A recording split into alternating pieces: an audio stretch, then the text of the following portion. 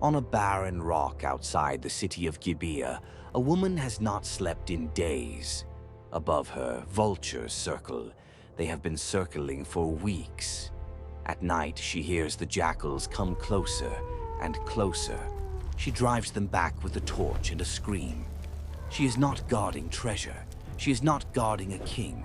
She is guarding 7 dead bodies, and 2 of them are her sons. Her name is Rizpah. You have probably never heard of her. There is no book of the Bible with her name on it. She speaks not a single word in all of Scripture. And yet, what this one grieving mother did on that rock was so powerful. It moved a king, ended a famine, and changed a nation. This is the story nobody told you.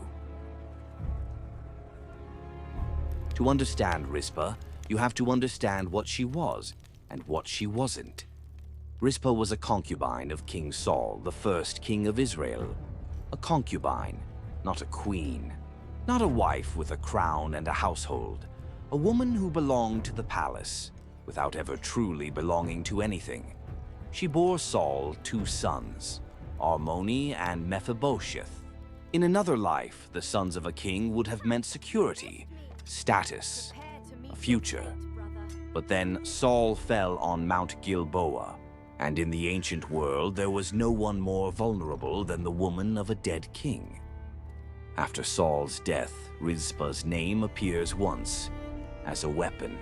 Abner, the general of Saul's army, was accused of taking her, not loving her, taking her, because claiming a dead king's concubine was a way of claiming his throne. Think about that. Even her body was just politics. This is who Rizpah was for most of her life. Passed over, used, unprotected. A woman the world had decided didn't matter. The world was about to find out how wrong it was. Years passed. David now sat on the throne of Israel. And then, the rain stopped. 1 year of famine, then 2, then 3. The fields cracked. The animals died. The people were starving. David sought the face of the Lord, and the answer came. And it pointed backward to a crime everyone had tried to forget. Generations earlier, Israel had sworn a sacred oath to protect the Gibeonites, a foreign people living among them. But King Saul, in his zeal, had broken that oath. He had slaughtered them, and no one had ever answered for it. The land itself was carrying the guilt of innocent blood. David went to the survivors of Gibeon and asked, "What will make this right?" They didn't want silver. They didn't want gold. They wanted 7 male descendants of Saul, handed over, executed, exposed on a hill before the Lord. And David agreed. 7 men were taken, 5 grandsons of Saul, and 2 sons of a concubine no one would fight for, Armoni and Mephibosheth, the sons of Rizpah. They were executed together at the beginning of the barley harvest, and their bodies were left hanging on the hill, unburied.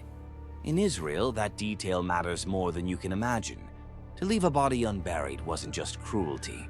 It was the ultimate curse. A declaration that this person was rejected by God and erased from memory. The kingdom moved on.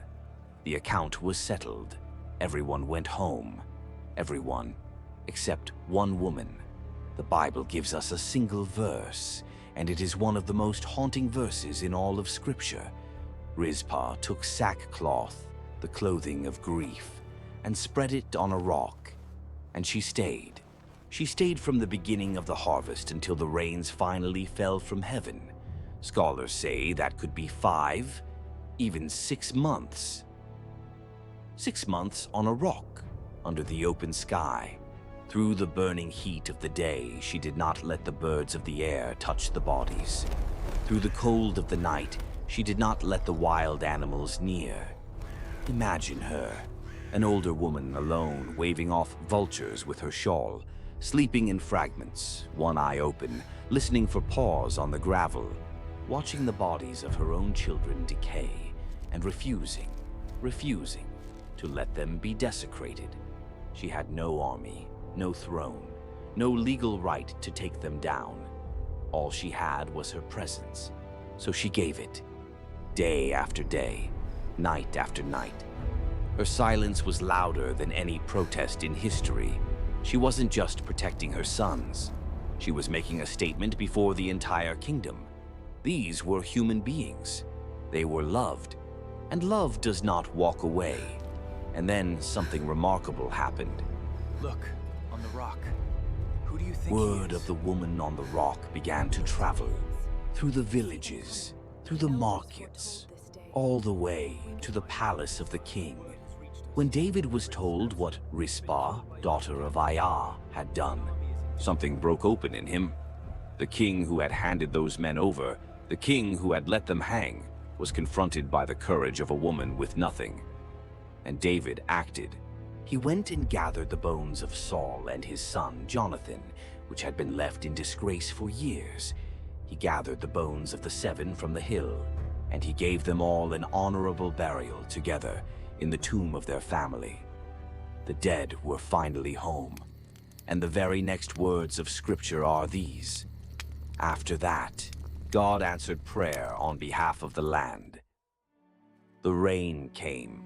Not when the executions were done, not when the political debt was paid. The heavens opened after a forgotten woman's love made a king remember what mercy looks like. Rizpah never says a word in the Bible. She never holds power. By every measure the world uses, she was nobody. But here is what her story whispers across 3,000 years. God sees the ones the world overlooks. And he can use the faithfulness of one invisible person to move the heart of a king.